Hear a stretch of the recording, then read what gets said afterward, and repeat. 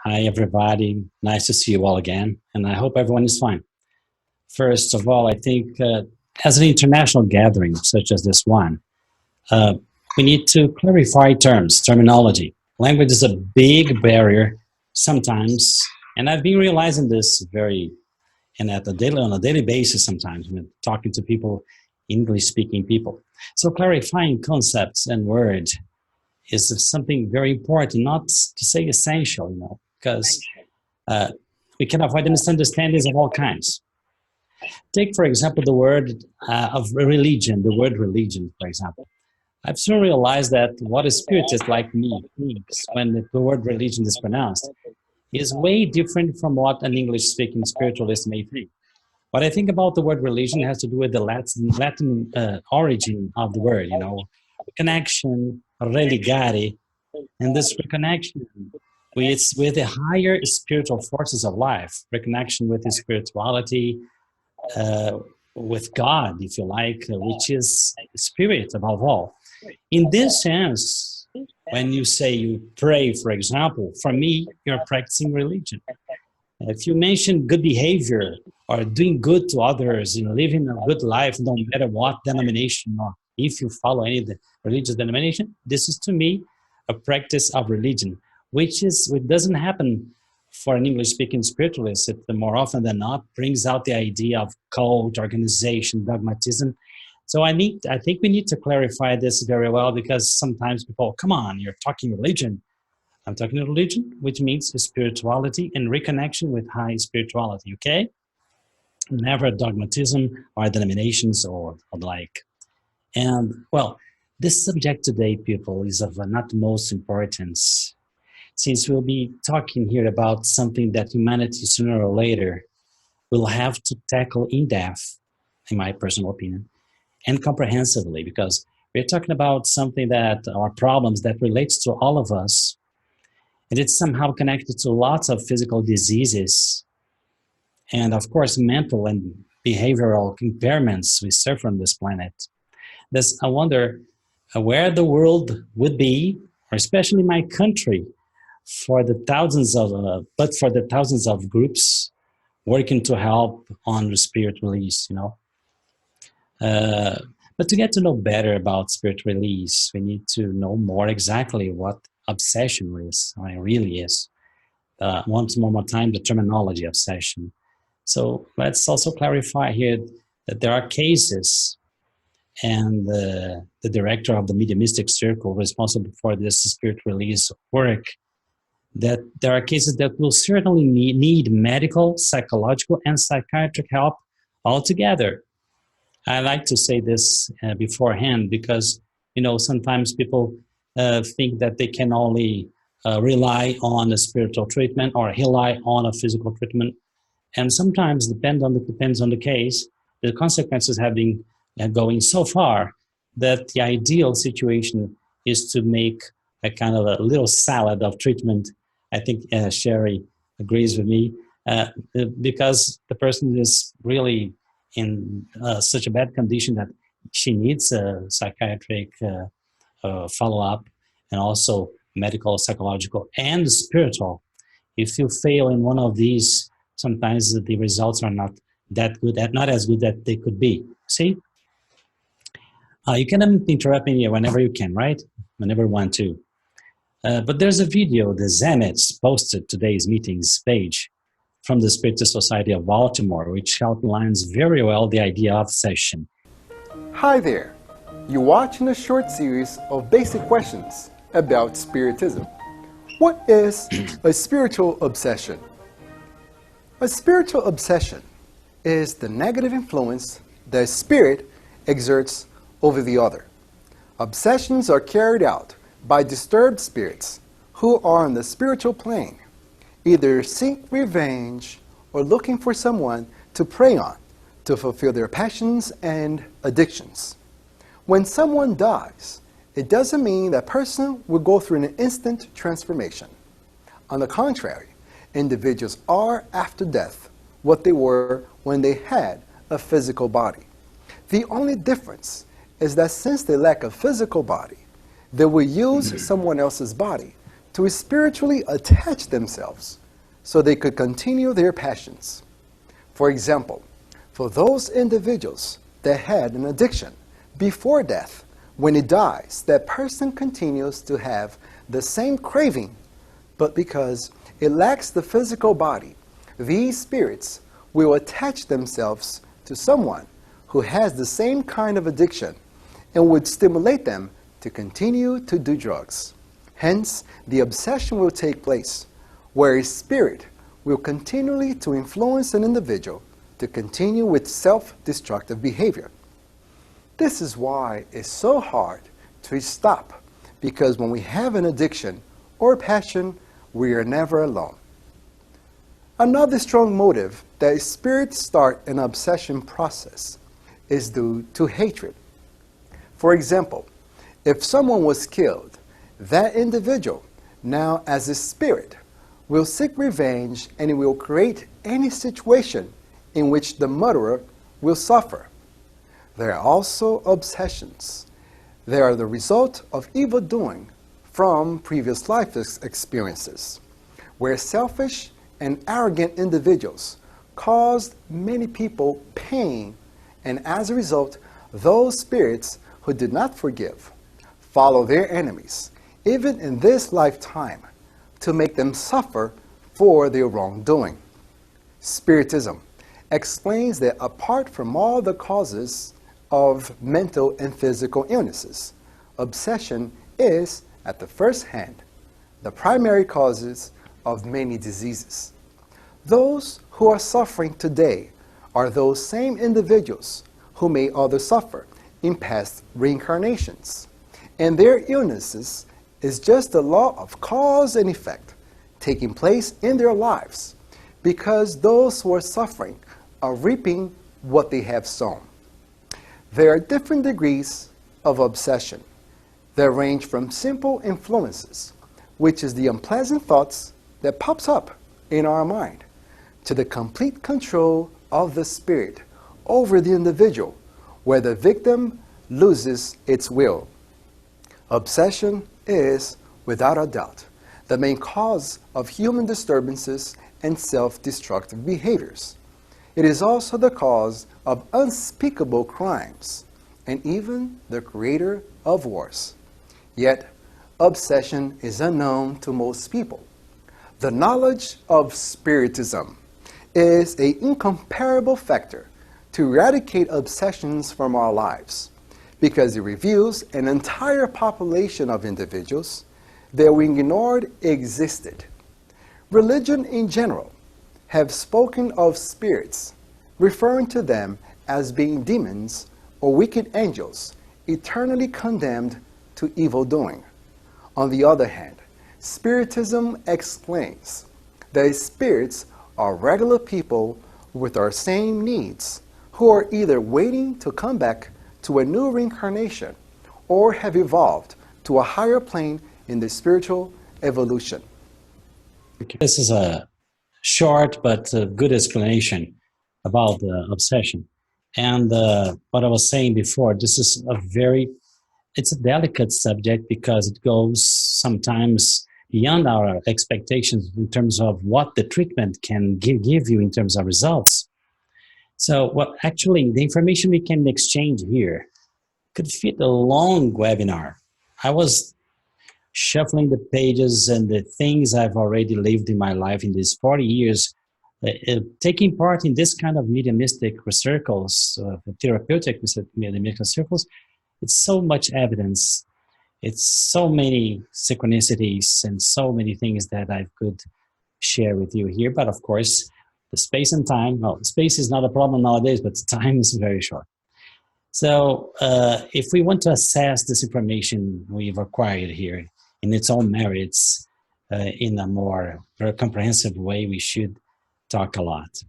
And I'm sure with the experience many of us in this group here have already been through, most of the information we'll be talking about, some of you won't be surprised. So what I'll do is to organize this data and try to add my personal experience and, study together on this specific issue. I'd like to also to point out that every citation I use here, I'm going to use some citations, uh, are pieces of knowledge that were by me confirmed in these last 40 years, taking part in the mystic circles with this spirit release purposes, which are therapeutic purposes rather than verifiable purposes. Of course, the often outstanding outcomes are very frequently regarded as evidence in themselves, evidence of mediumship, and things like this. But that shouldn't be, in my opinion, the aim of the meeting, of this kind of circle, since the medium should be free from this kind of control. The director of the meeting, usually a more rational, cerebral person, will assure that kind of freedom to the mediums, within reason, of course, so that order and quietness of the meeting and even the emotional and mental health of the medium is not disturbed. So, and the first citation is by Allan Kardec, who in the book in the Medium's book, he tries to give us some idea of assessing the problem. He listed some reasons why spirits engage in obsessing incarnate individuals. And one more time, I'm going to share this to you. The motives of obsession vary according to the character of obsessing spirits. It's sometimes a vengeance exercised on someone by whom he have been wronged during his last earthly life or in some previous existence. But it is frequently prompted by the mere desire of doing harm. Some spirits, having suffered, like to make others suffer and take pleasure in tormenting them. Others, again, are amused by the impatience they excite, but usually become tired of plaguing those who bear their teasings patiently. There are spirits who persecute man through sheer hatred and jealousy of what is good, for which reason they often select the best people for their attacks. This is something very interesting because we don't know exactly what happens to people. It's very when we die, things can change in a very strong way. Understand? Can change in a very strong way. And for example, sometimes we discover on the other side of life some vices, some bad habits that as a society here applauds them, or as we haven't even paid attention to this kind of habits in the physical life, they sometimes become a problem to us on their side, on the other side of life. And this is something that can linger our stay in a more difficult realm. So I'll be breaking down what Allan Kardec says, because by getting to know the causes of obsession, it'll be easier for us to understand how a spirit release may work, Then we need to understand that the cause of all suffering, according to higher spirits, is selfishness and the lack of lofty, charitable feelings that have been long choked within us, And that's why in Spiritism, for example, there's a motto, which is, there's no salvation out of charity. But charity here meaning love, right? Unconditional love. The learning the hard pathway to unconditional love, because it's not easy. So why do we get jealous on the other side of life? Why do we get needy to an extent of grabbing incarnate relatives and loved ones to nourish and fulfill our needs through them? Be them sexual needs, food needs, power needs, etc. Many times unwillingly. It's because a vice, visual, an addiction in the spirit realm sometimes doubles the intensity, because the bad mental addiction is something that is very strong when we are on the afterlife. Because I think this is something that many spirits say. I used to be addicted to this there, but now my craving, my eagerness for getting that to fulfill my needs so strong that I can't help it. I attach to what's his name or what's her name, and that's how it goes, So but we do this because of our bad habits, vices, and ignorance of the spiritual truth. What is underlying all that? Pridefulness and selfishness, which is the amplification of the sick expansion of our conservational instinct, which is very good. We need a conservation instinct. Some little uh, freakling, or how can I say, yes, of vanity is good for you to conserve your body. But when you expand that in such a way that our ego becomes sick and inflated, that's why it turns into selfishness and pridefulness, right? I'm saying pridefulness because pride has also a good meaning in English, right? In whichever vice we may have, we are not usually taking on account that the damage we're causing to people, to society, and sometimes to our physical body, which is alone, it's not really in ours because we're going to leave it. Uh, it means selfishness. That's why Allan Kardec, for example, used the gospel essential teachings of unconditional love to make us right have this kind of aim. And I have to say in advance that this kind of work, spirit release, now I'm talking about the meeting itself, the work itself. It's more and safer. It's much safer, in my personal opinion, people.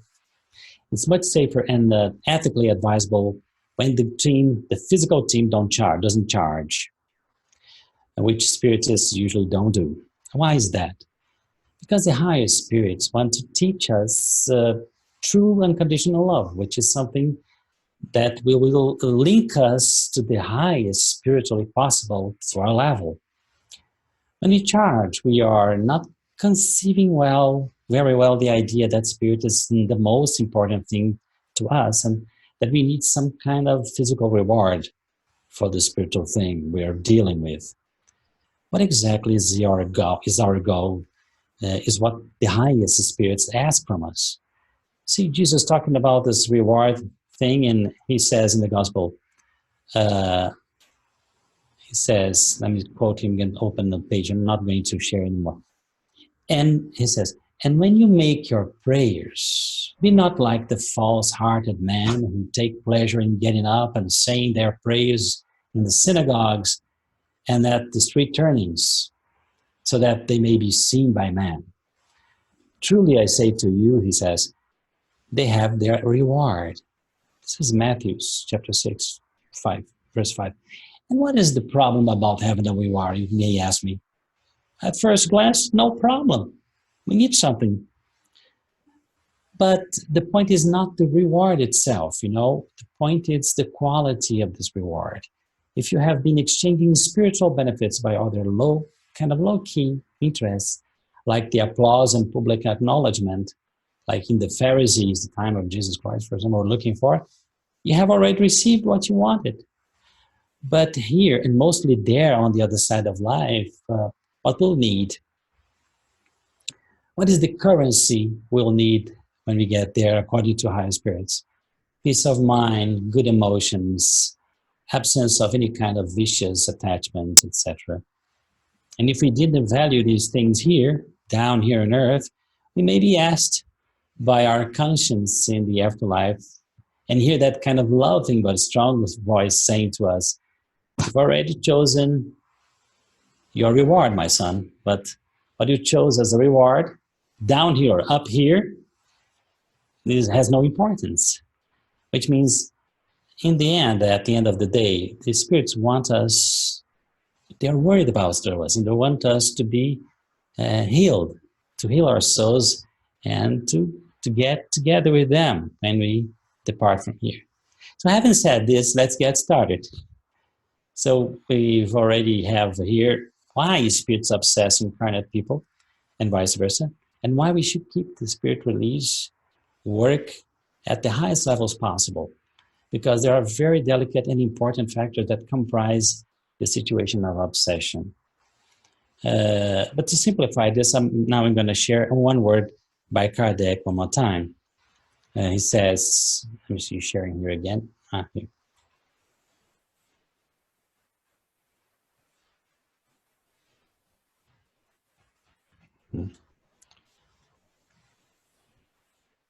The word obsession is a generic term designating a phenomenon of which the principal varieties are simple obsession, fascination, and subjugation. Allan Kardec, Medium's book.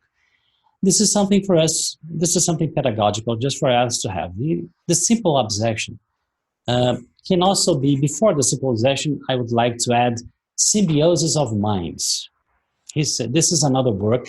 I think this book helped me a lot. It's a very scientific book by Chico Xavier. It was channeled by Chico Xavier and another doctor who was an excellent medium. His name was Valdo Vieira. And one chapter was received in one town and the other chapter was received in the other town. And then they got together and made a book. It was impressive. And there is a dictionary to help us read this book because there's a lot of medical terms that we spirits don't read dictionaries. So they use their terms. We have to connect these terms to our terms here. So he says, André Luiz, the spiritual author of the book, he says, a process of association is often employed by the discarnate mind that still has not adjusted to its existence after the grave. Since it is terrified before the unknown because it cannot yet comprehend it, it makes use of the receptiveness of those who mourn its loss and clings to those it loves. Well, this is a very serious statement, but it happens. It really happens. And I've seen in all these 4 decades very interesting confirmation of what's being said here. For example, a guy who had a best friend who was addicted to cocaine or marijuana, I suppose. I remember very clearly many of them saying, well, Sergio, I used to reproach this kind of attitude. I used to say all the time, I was to advise him all the time about the bad consequences of his habit.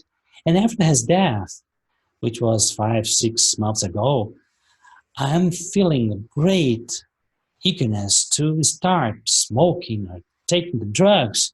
And there's something almost irresistible. What can I do? Someone like me who was really the one guy that was really also all the time reproaching and calling his attention to that. And I am now in the same position. How can I explain that? So I explained, well, look, you were very attached to the person. The affinity between the two of you was very hard. So you need, with all the treatments you've been doing, we need spiritual treatment altogether for you to be helped in this case. So what we do is we write the name of the person. When it's a very good meeting, write the name of the person. And you usually don't like to give information about the problem for us to see the synchronicities and the coincidences that mediums can show. And then I remember once there was a man he was an alcoholist, and I wrote his name down there. And I was waiting for the mediums to start. And one of the mediums said, Sergio, there's a spirit here saying that you shouldn't write this man's name on the book, on the prayer book. But why not? Because he calls his name, this guy, as his mug, through which he drinks every day. And he doesn't want to be disturbed on that. So these things, this currency, it happens all the time. So you know that something's going on, and when you do the work and they receive the spirit and you talk to the spirit and they need help, and sometimes they're not evil spirits. This is called the symbiosis of mind sometimes, because I'm talking about symbiosis of mind is not a serious thing. It's a kind of simple obsession. Sometimes you are just in the symbiosis with the spirit and you feel you're different, you feel that you're not yourself very, very well. It happens to all of us. And some technical terms nowadays we use like ectoparasites. Ectoparasites, suppose you go to a bar, to a restaurant, and you are not very well attentive to what your thoughts, your feelings, and in public place, I think you should do that. And if you are a medium, for example, you're just like a sponge. You suck up all the environment that's where you are. And then you can get these kind of ectoparasites or spirits that are using you somehow, or connecting you in a more superficial way somehow, and it will demand from you some, meditation, some prayers, some good doing to get away from that energy, right? This is called ectoparasite situation. But there's also spiritual parasitism. I think it's with C, forget it. Parasitism, or parasitism in British English. This is from the book at the end. Let's see. With the knowledge of the enormity of their offenders, hidden wrongs, these discarnates engage in an atrocious vendettas, paying back blow with blow and evil with evil instead of forgiveness, with which they would be exonerated from the prison of darkness. Other discarnates expect God to provide them with the fulfillment of their puerile caprices. They proclaim themselves incapable of following the path of their evolution and become lazy and idle, alleging the divine wisdom's supposed lack of power to alleviate human suffering, which was created by humans in the first place. And they flee, cowardly and indolent, from their duties and tasks. This is something that happens indeed. This excuses, because, it's a very confusing state. Let me tell you something. Remember, you can interrupt me, because sometimes I feel I can be speaking too much, but it's too much to say. That's why I'm speaking. I remember that I had a student. She was having class with me, and she said, "You were a spiritist, can you explain something? My brother-in-law died at a party. He had a heart attack, and I was very close to him.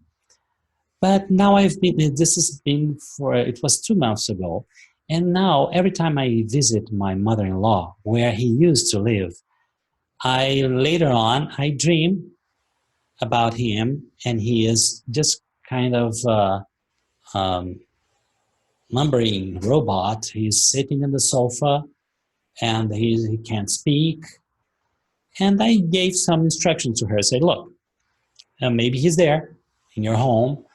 It's very, very frightening, the situation to a person, the person to an extent that the person can be really shocked, because it's not easy to die sometimes, mostly when you are ignorant about these realities." And I said to her, "Look, so we have to pray for him, pray and ask spiritual guides to help him, and try to communicate with him, because you had a connection with him, to communicate and say to him that he needs to start calming down and start using his search for reality, spirituality that he had some, to search for help." And okay, so I said this, and 2 or 3 weeks later, she came to me and said, "Sergio, you did something very wrong to me." "Me, really?" She said, "Yes, because I did what you said to me I had to do." She was very Catholic in this. And I said to him, "Please, that person, go away, go to the lights, get away from here." And she said that after she said that, she dreamed about him again, and he was swearing at her. She was hurling insults at her, saying that something that he had never done before. And he said to her, "Do you know what it is like to die? Do you know the address of those spirits of light for me to go and meet them? Do you know that for me to cross the door is something terrible? I'll never get away from this sofa." So he was very angry at her, and I said to her, "No, you misunderstood me. I didn't say to you, for you to, make him back off and get away from this house. You are a dead person." No, I didn't say that, I think. And then I taught her again how to behave. And about 1 month later, she came very happy and said, "Look, I had a wonderful dream. And in this dream, I saw my husband and I went by car to my mother-in-law's house, and my brother-in-law was expecting, wearing suit, he was dressed up to the nines, and we gave him a ride to a train station, and there we said goodbye." This was very important to his mother-in-law, that was becoming disturbed with his unstable presence at home. Do you understand? So these things really happen. And this is, I'm saying this to you because for you to have an idea what kind of work we can do in a spirit release meeting like this. So there is in this book the treatment for a parasitism of the soul, or parasitism of the soul, according to these spirits and according to my experience too. It is important to note that all the sufferings and corrective measures to which we have referred are circumscribed to incarnate or hosts suffering trouble and influences. Those who afflictions during their corporeal life attest to the type and extent of their deaths will have to set their own example in the practice of pure love toward others. They will also have to educate and reform themselves because only through their examples will they be strong enough to operate renewal and readjustment. So the physical treatment, the medical treatment, the psychiatric treatment, the psychological treatment, and spiritual treatment can work. But if the person doesn't change, it's a tuning problem. The person may attract some similar situation in the near future, right? In the long term too. So this is what I've realized. Sometimes there's a great work, the spiritual work surrounding a person, but the Spirit said, look, we are doing this to you as a merciful prize from divine providence for you to get rid of this guy who has been searching for you and has been attaching to you with all this anger and hatred. And now this guy has been recovered, because this is one of the services we do in the spiritual meeting. We talk to spirits, sometimes influenced and inspired by higher spirits. We talk to them to appease them, to allay their feelings of hatred, and something that is very important, and that's the key point of these meetings: reincarnation. That's the point. That comes something, I'm going to stop a little bit. That's something that I'd like to talk to you about that intrigued me very much, because Allan Kardec was very intrigued by the fact that in Spiritism and mediums in France, for example, in some parts of the world, reincarnation was something that the spirits talked about very freely, right? And it didn't happen in other countries. And he was doubtful about that because, oh, come on, aren't these spiritual truths everywhere, or just truths in some countries? And the Spirit said that the problem is French people are French people when they discarnate too. American people are American people when they discarnate too. And the higher spirits are very, very, they don't violate the rules. They are loving people. And they said to him, some countries won't be able to accept this reality of a reincarnation right now. It'll be very troublesome. In France, you have now established the free of thought. The free thinking of the French people allowed us to bring Spiritism to France all along with reincarnation. But in some other countries, if we place reincarnation, there will be such a high reaction, a knee-jerk reaction towards that they will refuse all the other knowledge. So we'll give the other knowledge first, and reincarnation will surely come later. They will understand and they will accept better. And it's, in my opinion, it happens, right? It really happened. Many things in Spiritism, even some Spiritists cannot accept. But as you go experiencing and testing, you say, oh, come on. Now, people are ready to accept this, so the Spirits come and say, and we accept, and this, it's for everybody to grow. Let me see what I can tell you about this. So having said this, this is the work of the victim, and quote unquote, the person who's being attacked by another spirit, to be willing to grant the success of the release process. So this kind of getting to another realm of life. Sometimes even change some kind of friends. I know it's painful.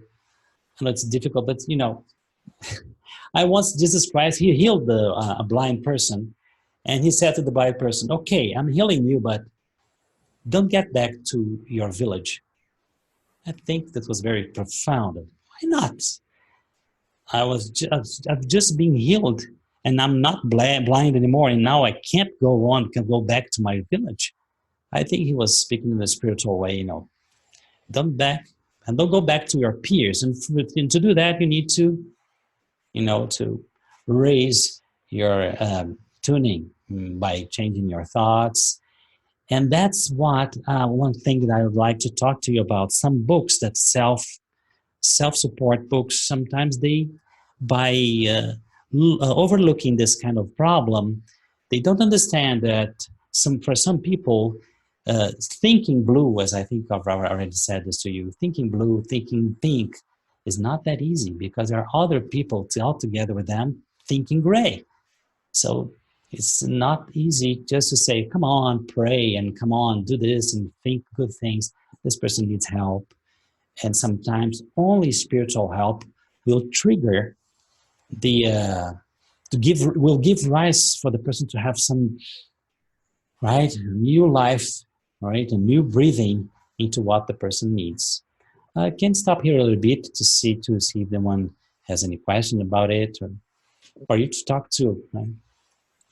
Thank you, Louis Sergio. Now, Sherry Pearl is going to be talking to us next week in great detail about a recent case of what you've been talking about. But I'd like Sherry just to explain to Louis Sergio a little bit about what happened to her, and just give us a foretaste of what's going to happen next week. Sherry, over to you. Yeah, okay. In a nutshell, I was pretty naive about much of what Louis Sergio was telling us when I started recording EVPs in 2016. And at some point, my work advanced through using a sound source created by Keith Clark that allowed me to hear 100% of the words. Not only that, but I could think a question and hear my own thoughts being reflected in the sound source. So I would think a question and Spirit would answer. And it became a back and forth conversation. And I was tickled pink, as you can imagine. But as is my nature, I often do barrel into things without proper preparation or study. And I had not known about the concept of imposters, that there are mischievous and worse, very pretty nasty spirits that would or could say that they were, in fact, people I loved and trusted, and then very insidiously slip in a few things that were disturbing to me. And this went on for quite a while, in which I believed I was talking to, well, because especially on this particular sound source, there's no change whatsoever in the sound of the voice. And also because I believe that these characters can very much read your own memory banks. They seem to know so much about me, and they seem to be so right on, but then inevitably something nasty would be said. And for a while, I became kind of nervous because I didn't know who I was talking to, and I was being told things that were disturbing to me. But I just kept going on, not knowing who I was talking to. Almost as if I'd gotten off in a new city, a new country, a foreign-speaking language. At 3 a.m, hopped in the back of the car of someone I didn't know who they were and just drove off in total trust. And of course, we would never do that in physical reality, because we use what I call common sense spirituality, and we don't just walk down a blind alley at night. I was directed to a wonderful woman who you will see on video next week, who lives in Santa Fe, who my brother was close friends with, who he knew understood much about psychic attack. And he didn't know what was going on with me, but he knew I needed help. And immediately, when I flew to Santa Fe and spent some time with Linda, who then took me to another woman called Deborah, whose work you'll hear. I have a video I'll play next week where they're both joining me and explaining what they do. it made all the difference in the world. And I felt absolutely wonderful when I got off Deborah's table. But in fact, she said to me she saw an entity that was attached to my astral body. And did I want it taken out? And of course, did I want it taken? What a question. After she did her work on me, I felt wonderful. I wasn't waking up with bad headaches anymore. And I was, at the time, I thought I might not go back on that line, that I, just didn't know if I could. But I began to learn about the importance of the light, the importance of prayer, the importance of what my friend Vicki Talbot calls the 3 Ps, which is prayer, protection, and permission. And I had found, once I started taking the time to raise my own vibration, whether I do it through music, through prayer, anything joyous, like we do with the material medium seances. We never open a seance without singing for about 20 minutes. And I realized that sometimes I might come on the line because I said I'd do a reading.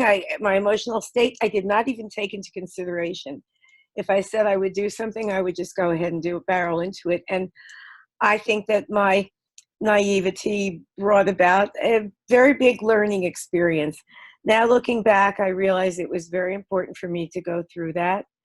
At the time, I was very, very shook up. So I think that, as we know, living here in the earth, there are people that you would not want to walk down the street with, run into in a dark alley.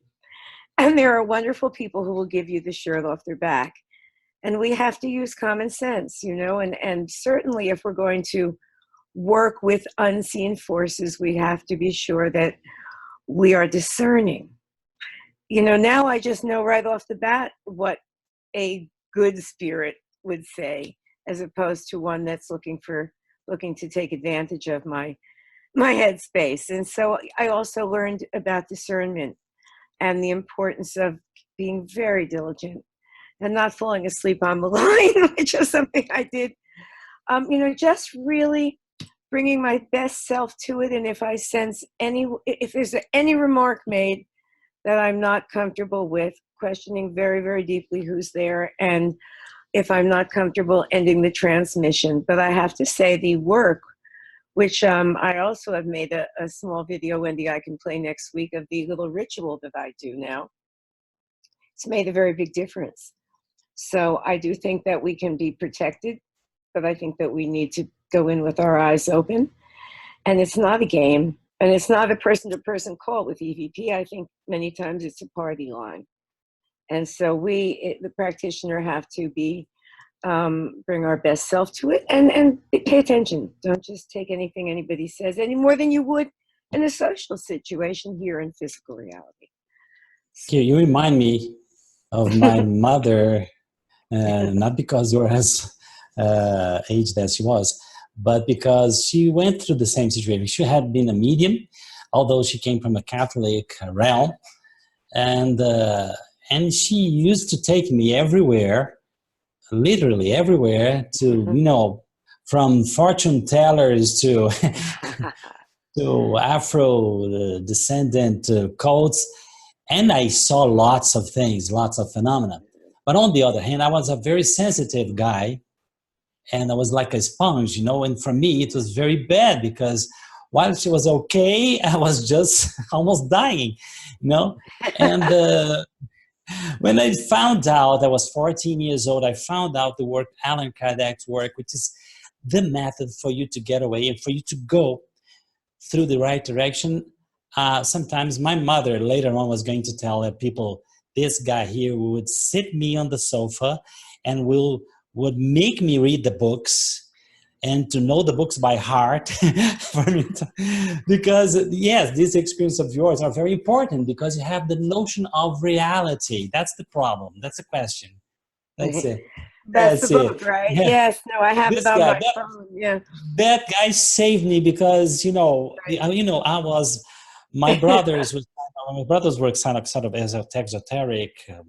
They liked the occult. My mother was this kind of medium. She was really a medium.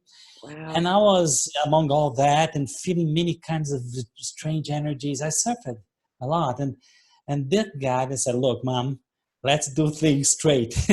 Let's put things, because when one thing, for example, I'd like to tell Sherry, good spirits, if they disturb you, if they ever disturb you, will be to make you feel ashamed of wrongdoing, will be to make you, recognize, right, in a self-reflexive way that you're going to the wrong direction. That's all.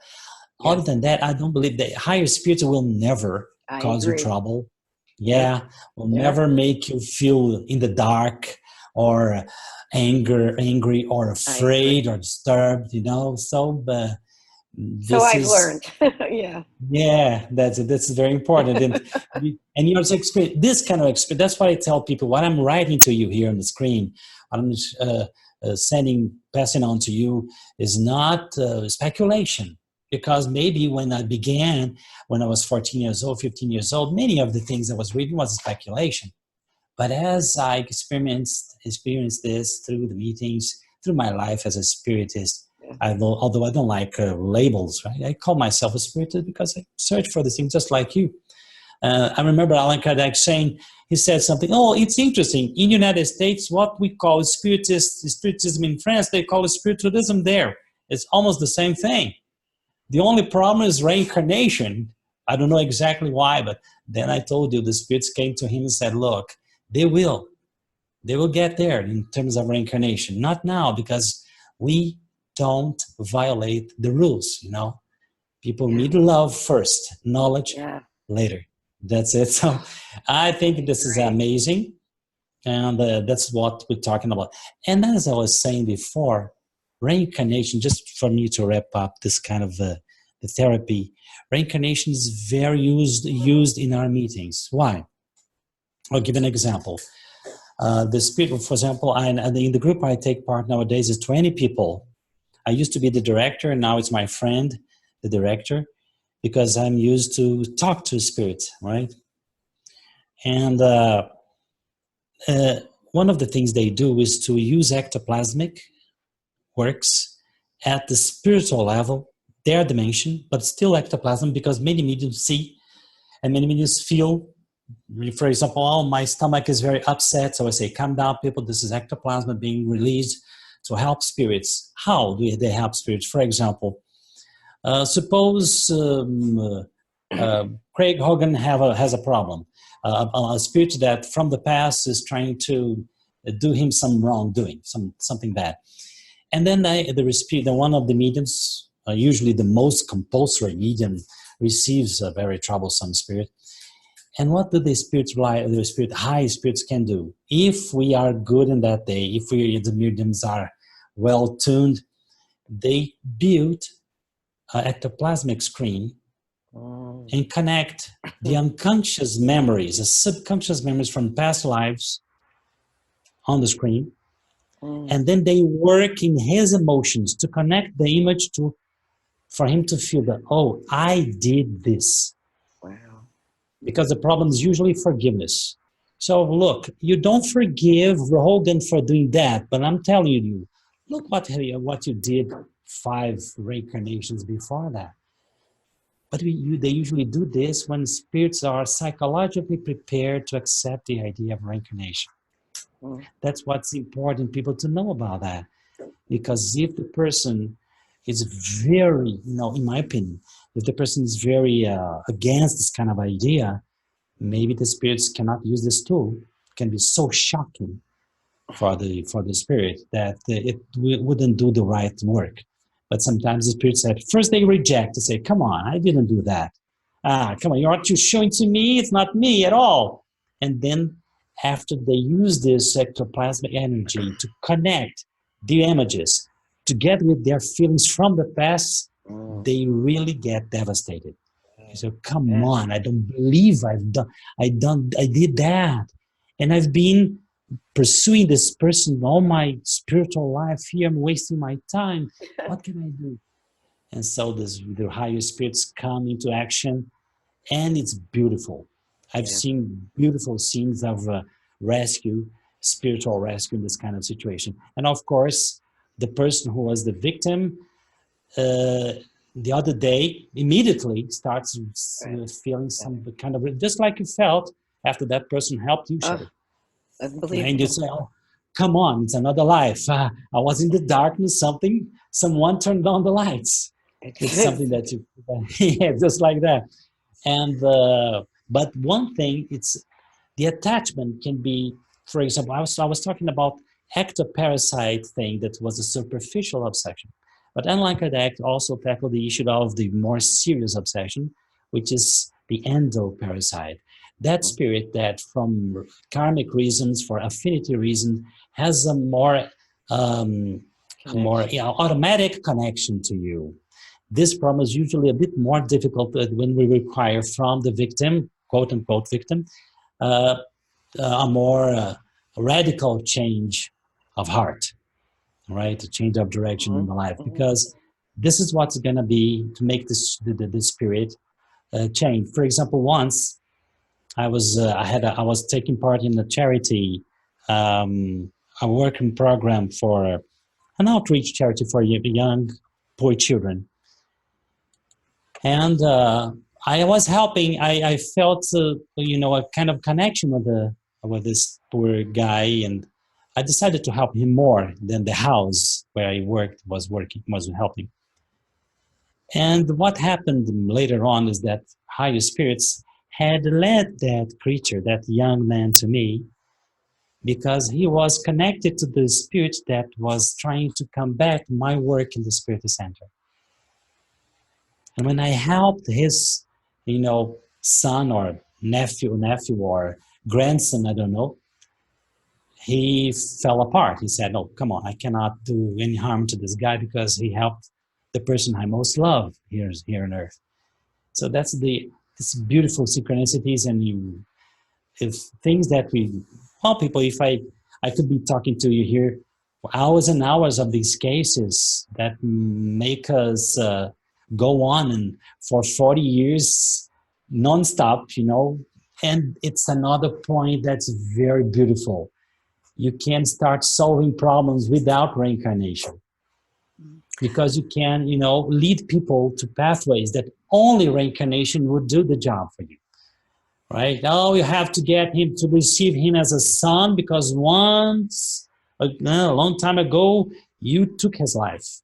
So now you're going to give him life. No, but if you know the guy, you talk to him, and then he forgives you, and then he understands what you're doing, and maybe things. That's why the Apostle Peter, very wisely, I want to say Saint Peter, okay, Rosemary? The part of the Apostle Peter said, "Love covers a multitude of sins."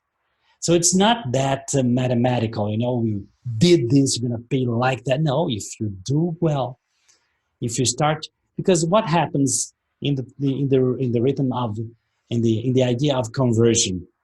Suppose you're going in that direction. You're going, but it's wrong. It's a bad direction. You're not in a good way. If the high spirits help you, they're going to push you off the cliff. Do you understand? So they can help you just a little, just to hold you back a little bit, but they don't help you extensively. But if you decide and do, okay, I'm not a saint, I'm not a holy person, but I'm going to start going into that direction. Sherry did that when she said, "No, I need to have some connection with the light. I need to do something to be better." When you do this, the higher spirit said, "Now you can help her." When I started doing EVPs, I had evil spirits, and I was totally ignorant to the fact that there were evil spirits that could communicate. So I was going along with them, but then I said, this is really strange advice that they're giving me. And it got very confusing, and it got very emotionally upsetting to me, to a point where I couldn't continue. So I just folded up after 4 months, I think. I folded up the practicing EVP for 3 months, and came back to it with the knowledge that, hey, there's evil spirits out there, and I have to protect myself.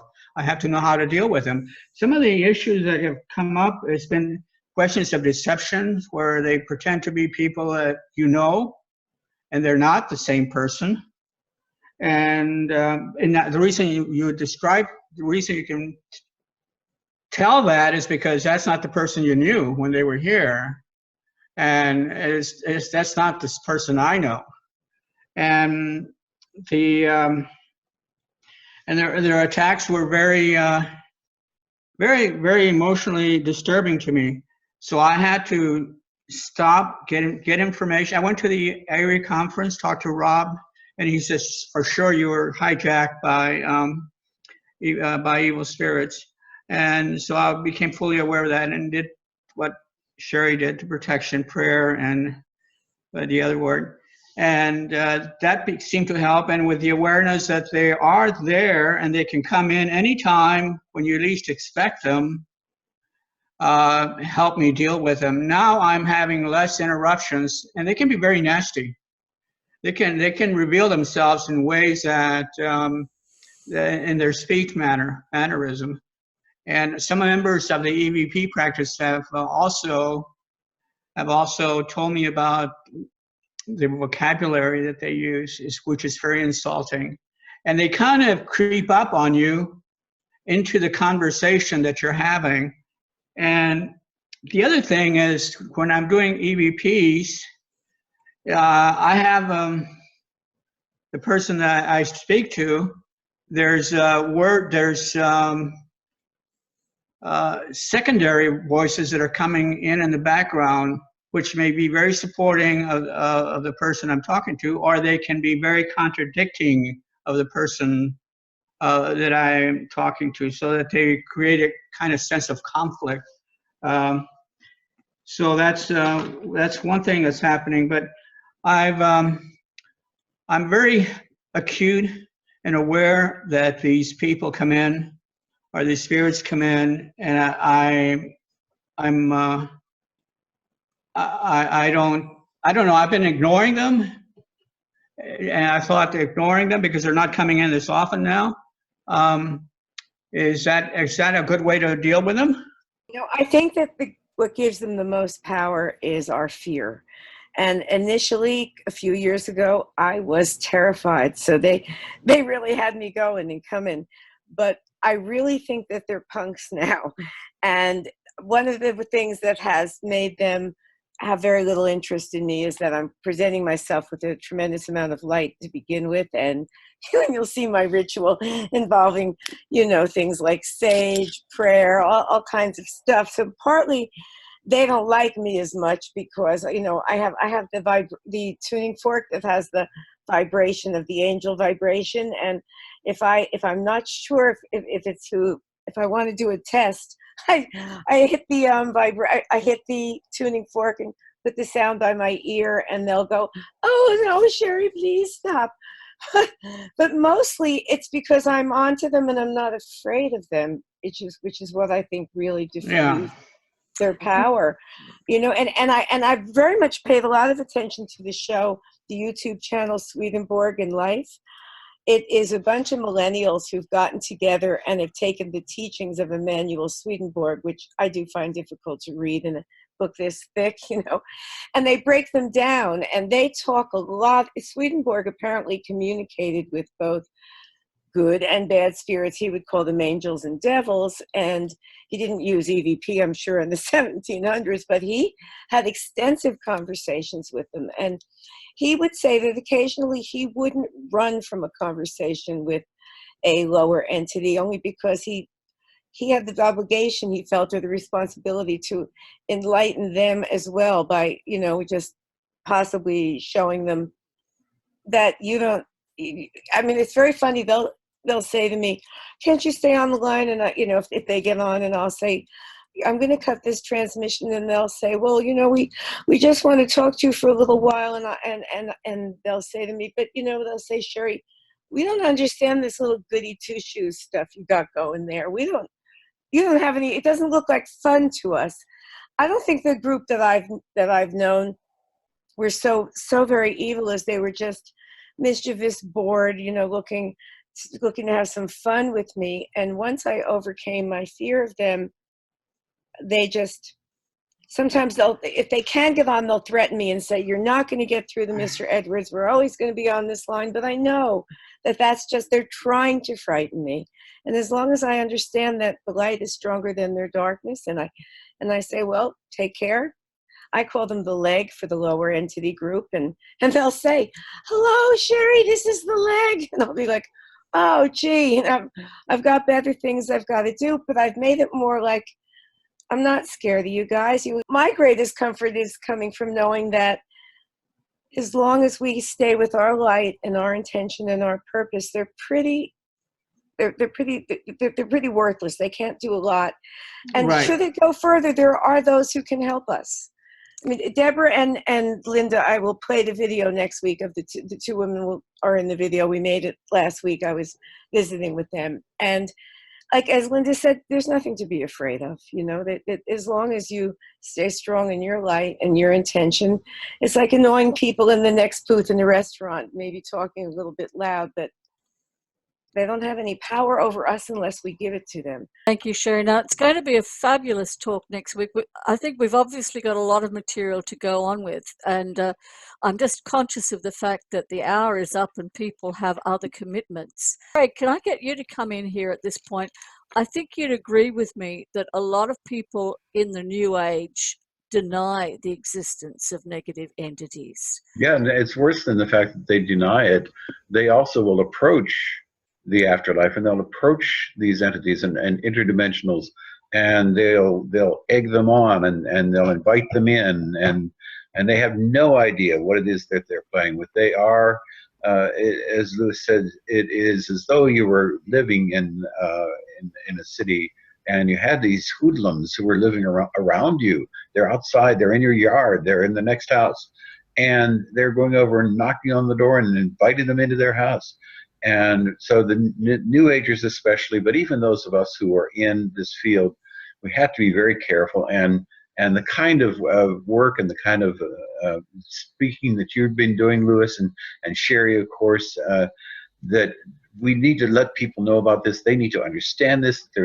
It's much more than just our loved ones who are on the other side, that we are continually being exposed to these people, and that they will affect our lives, and that we need to understand that. And so I think this is a wonderful message, and we have to get it out to people. What would you do to protect yourself in that situation? We've heard Sherry's response to Eloy's concerns. What would you do, Louis? Well, the first idea these spirits have is to bring you down, to put you down to their wave length. Do you understand?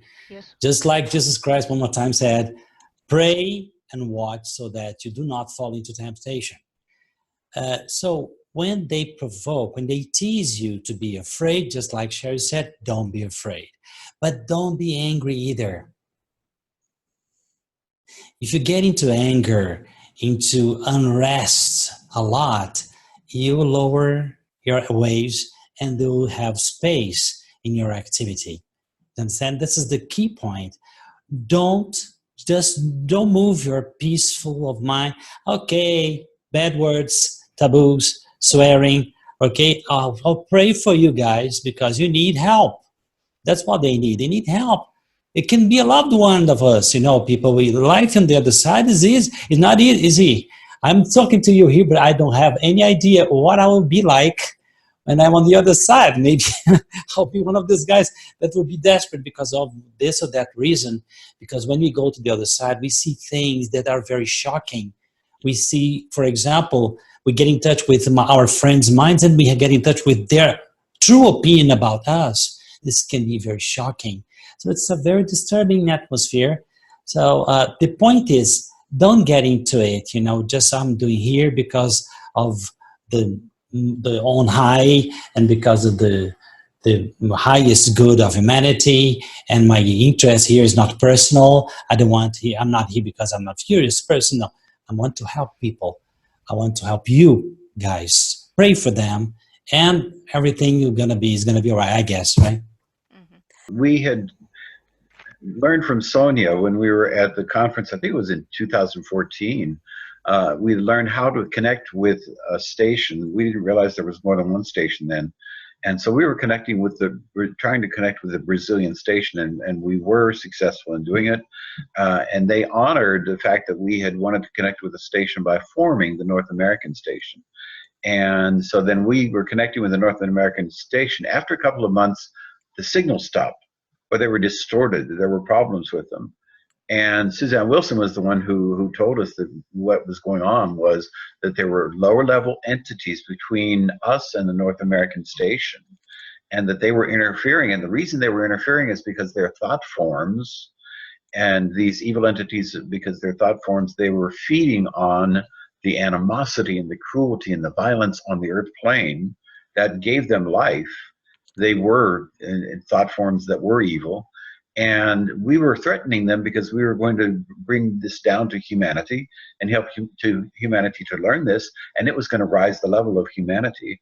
And so they were threatened, and they were standing in the way of it. And what happened was that those from the North American station they called them angels of light. And so they're actually drowning these evil entities with the angels of light. And eventually then they subsided, and then Sherry became so successful in what she's doing now and the work that she's doing, because the evil entities were no longer part of the North American, or between us and the North American station. So there are evil entities out there who want to keep us from spreading the truth. They want to keep humankind at this level because they are thought forms that are evil, thought forms that are cruel, and they would cease to exist and so they have a survival instinct, and they will fight us every inch of the way, but we're triumphing. Which book would you suggest to us, preferably to begin with? The Spirit's book, Kardec's Gospels, and or the Mediumship book? I know all of them are helpful. I'm asking now, how can we basically begin to expiate where we are now in process for when we do become discarnate, we can take something better with us? Okay, thank you, Pat, for the question. It's a very important question, right? I hope I can answer that. But the point is, when it comes to making yourself a better person, to better yourself within the gospel according to Spiritism, as it focuses on the moral or ethical aspect of life using the knowledge of reincarnation, I think is the most important. But when it comes to techniques and mediumship, the medium's book.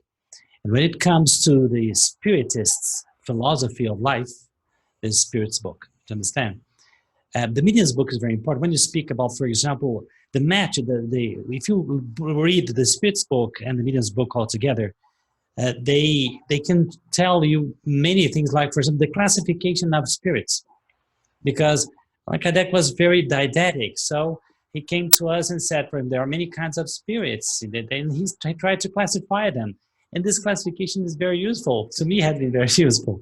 For example, so there are some spirits who pretend to be scientific, pretend to be wise, and they're not. There are neutral spirits. There are noisy and boisterous spirits. They are all, he goes classifying them. They're good spirits. And then this kind of thing helped me very much. In the Spirit's book, for example, how to identify someone. Because in reality, when you have, for example, suppose a materialized spirit, Mm-hmm. how can you say that materialized spirit is that person? You think the spirit is because there is ideoplasty. No, the spirits can take the form they want. So the identification will be through the message, through the tone, through the voice, through the kind of behavior, this kind of techniques and mediumship, just like we're talking about. Because this guy, Allan Kardec, he was sometimes rejected by many mediums in his day because he didn't fall into mediumistic traps, just like many of us here have fallen. You know, the guy was, oh, come on, I know what a high spirit is, and blah, blah, blah, blah, blah, and that's it. I think I don't know if I answered this question to you, because the gospel according to Spiritism is, it's going to better yourself. You can do something elite like this that they tell you, they ask you to do. It's going to be wonderful for you. And of course, this would be very important for you to make to get in touch with spirits, because you know how to do it almost as a second nature. Understand? Thank you very much.